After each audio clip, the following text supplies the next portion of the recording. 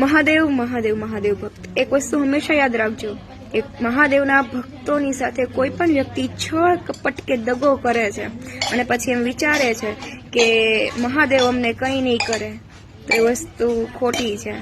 મહાદેવના ભક્તની સાથે જ્યારે પણ છળ કપટ કે દગો થાય ને, ત્યારે સ્વયં મહાદેવ છે ને તે ભોળિયાનાથ છે, પોતાના ભક્તને દુઃખી જોઈને તે પણ રૌદ્ર રૂપ ધારણ કરી લે છે, મહાદેવમાંથી મહાકાલ બની જાય છે અને પોતાના ભક્તને જેને પણ છળ કપટ દગો કે ગમે તે નુકસાન પહોંચાડ્યું હોય ને એનો બદલો એ સ્વયં લે છે.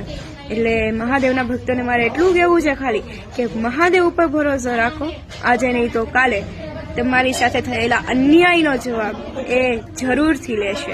એટલે ભરોસા નહીં ડગમગવા દેતા, ભરોસાને નહીં ખોઈ દેતા, બરાબર? ભરોસો રાખો, મહાદેવ આવશે જ. બાકી બોલો મહાદેવ મહાદેવ.